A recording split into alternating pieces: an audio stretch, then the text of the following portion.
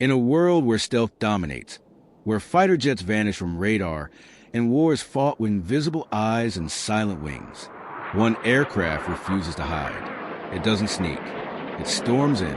This is the Su-34 Fullback, Russia's twin-engine, twin-seat, supersonic beast of the skies. A jet that doesn't just strike. It crushes targets with surgical precision and brute force. It was born out of the Cold War's dying embers. It evolved through chaos. And today, it remains one of the most heavily armed and versatile fighter bombers on the planet. But what makes the Su-34 truly terrifying isn't just its arsenal. It's the story behind its creation, its purpose, its battles, and the dark future it's designed to fight. Welcome to the untold story of the Sukhoi Su-34 Fullback. The skies armored predator, the story of the Su-34, begins not in the skies, but in the shadows of the Cold War in the late 1970s and early 80s. The Soviet Union was facing a terrifying reality. Western nations were deploying advanced strike aircraft like the American F-111 Aardvark, fast, long-range, and built to deliver destruction deep behind enemy lines. The Soviet answer? An aircraft that could do everything: attack ground targets, defend itself in the air, fly low, strike far, and return safely. They didn't want a bomber. They wanted a flying tank with fighter agility. Sukhoi, one of Russia's leading aircraft manufacturers, took up the challenge. Their goal?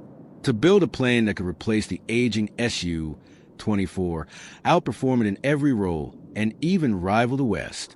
The result of that vision would take decades, dozens of prototypes, and the collapse of the Soviet Union itself. But finally, the concept took shape.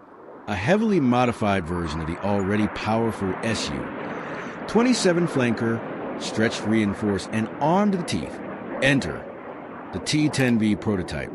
The father of the Su-34. When you look at the Su-34, you immediately know this is a normal fighter jet. Its side-by-side cockpit is unlike anything else in the modern world. Why? Because it was built not just for combat, but for survival and comfort during long-range strike missions that could last up to 10 hours. Pilots don't sit in cramped cockpits. They sit in a pressurized cabin with room to move, stand, even eat. There's a galley, a bathroom, and bulletproof armor around the cockpit. Yes, bulletproof. The nose? Flattened like a duck's bill, giving the jet its nickname, Duckling. But make no mistake, this duck bites hard. Its airframe is reinforced. Its structure is tougher than most fighters, and its cockpit can withstand 23mm cannon fire. This is more than a bomber. It's a flying fortress with the soul of a fighter. The Su-34 is powered by two Saturn AL-31F engines, the same family used in the legendary Su-27. These engines give the Fullback a top speed of Mach 1.8 and a combat range of over 1,100 kilometers without refueling. But it gets better. With aerial refueling, the Su-34 can reach deep into enemy territory, making it a strategic weapon as much as a tactical one. Its digital fly-by-wire system, advanced radar and navigation suites, and long-range sensors make it ideal for low-level penetration strikes and high-altitude bombing runs. It can fly nap of the earth, dodging radar. It can climb fast, hit hard, and return before the enemy even knows what happened. But no power is complete. Without weapons, what makes the Su-34 truly terrifying is not how fast it flies. It's what it carries. This is not a plane with a few missiles. This is a flying weapons truck loaded with firepower. The Su-34 has 12 hardpoints. That means it can carry more than 8 tons of deadly weapons bombs, missiles, rockets, from precision-guided bombs to anti-ship missiles to nuclear-capable payloads. Here's just a glimpse of what the Fullback can unleash. KH-31 supersonic air-to-surface missiles. KH-29L/T heavy guided missiles. KAB-500 and KAB-1500 laser and satellite-guided bombs. R-77 and R-73 air-to-air missiles for self-defense cluster bombs, fuel-air explosives, and even electronic warfare pods. Need to destroy a bridge? Done. Need to wipe out a convoy? Done. Need to hit an enemy ship over 300 kilometers away? Done. And it doesn't end there. The Su-34 also carries a GSH 30-1 30mm internal cannon with 180 rounds. This gun isn't just for show. It can tear through light armor and ground positions. This isn't a bomber that needs cover. This is a bomber that covers itself. No aircraft earns its name without battle. And for the Su-34, that trial by fire came in Syria in 2015, Russia launched its controversial military campaign in Syria. Among the first aircraft deployed, the Su-34 Fullback. Flying out of Khmeimim Air Base, the Su-34 was tasked with striking ISIS positions, rebel strongholds, infrastructure, and supply chains, and it delivered with brutal efficiency. Footage showed the Fullback dropping precision-guided munitions, often from high altitude, guided by satellite and laser systems with the ability to loiter, strike accurately, and defend itself made it a deadly tool in Russia's campaign. But Syria was just the beginning. In 2022, the Su-34 was heavily deployed in the Russia-Ukraine war.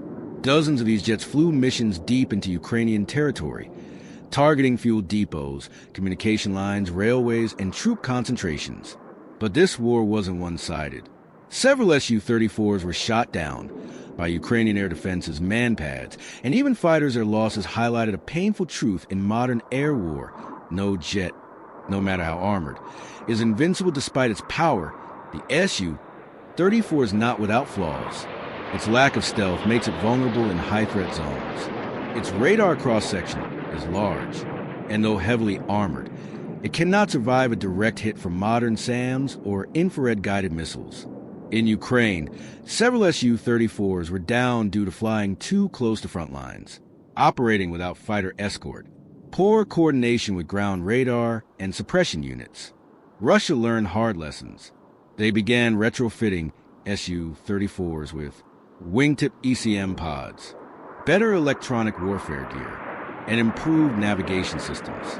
Still, the aircraft remains a symbol of Russian air power, but also a reminder of the brutal cost of war. Russia didn't stop with the original Su-34. Enter the Su-34M, a modernized variant with new radar systems, negative 141 shillings upgrade, enhanced avionics and cockpit displays, improved precision strike capability, and integration with reconnaissance and jamming pods. These new Su-34MS can carry the UKRRT pod for electronic intelligence, the UKROE for optical recon, and even advanced communication jammers for disabling enemy radar. In 2023, several Su-34MS entered service, flying missions in Ukraine and testing next-gen strike tactics. Russia's goal to make the Su-34 not just a bomber, but an information warfare platform capable of jamming, spying, and striking, all in one sword. The Su-34 is evolving. It's adapting, and it's not going anywhere the skies are crowded with predators. So how does the Su-34 stack up against the world's best? Let's compare F-15E Strike Eagle, America's twin-seat, long-range strike fighter faster than the Su-34, with better radar and air-to-air performance. But the Su-34 carries more armor, a wider weapons variety, and excels at low-level penetration bombing. That's our Rafale. Agile, multi-role, loaded with tech. But it's lighter and built for versatility. Not for the deep strike durability. The Su-34 offers J-7 Flying Leopard. China's fighter bomber has a similar mission, but the Su-34 outclasses it in range, survivability, and electronics. Su-30 MKI, no comparison. They're cousins from the flanker family, but the Su-34 is a bomber with fighter DNA, while the Su-30 is a fighter with strike capability. In short, the Su-34 doesn't dominate every category, but in its niche, long-range heavy strike, armored bombing, it is in a league of its own, a flying sledgehammer in a world of scalpels. In the 21st century, wars are different. Drones fill the skies. Cyber attacks cripple networks. Satellites see everything. So what place does a heavyweight bomber like the Su-34 have?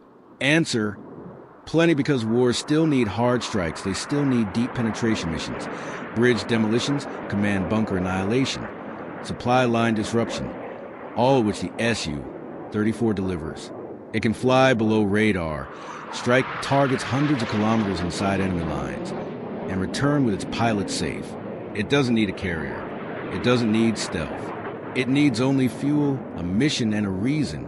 And in the age of swarm drones, AI warfare, and high-tech jamming, sometimes brute force is still the best answer. The Su-34's legacy isn't just in steel and smoke, it's in the dozens of combat missions it flew over Syria. It's in the videos of precision bombings on icy Ukrainian railways. It's in the night sky over Aleppo, where its engines roared across the stars. And yet, its future is uncertain. Will it survive in the drone-heavy wars of tomorrow? Can it evolve with AI and autonomous combat systems? Russia is betting that it can. Su-34s are still in production. New pods are being tested. Electronic warfare modules are being integrated. And perhaps most importantly, it's one of the few Russian jets that can deliver nuclear weapons if needed. The Fullback is not just a relic of past wars. It's a weapon designed to survive whatever the next war brings. In a world obsessed with stealth, this jet chose armor. In a world driven by speed, it chose strength in a world of shadows. It roared into the light. The Su-34 Fullback isn't just a fighter. It's a survivor, a hammer in a world of scalpels, a tank with wings, a machine that doesn't whisper in war. It shouts, and even as war evolves, even as drones rise, even as satellites scan the Earth and AI begins to fly, the Fullback will still have a place in the fight. Because sometimes victory doesn't come from silence. Sometimes it comes from the thunder of twin engines, the blaze of afterburners, and a shape on the horizon, too bold to hide, too dangerous to ignore. This is the Su-34 Fullback, and this is its story. If you love fighter jets, then like the video, and don't forget to subscribe to the channel.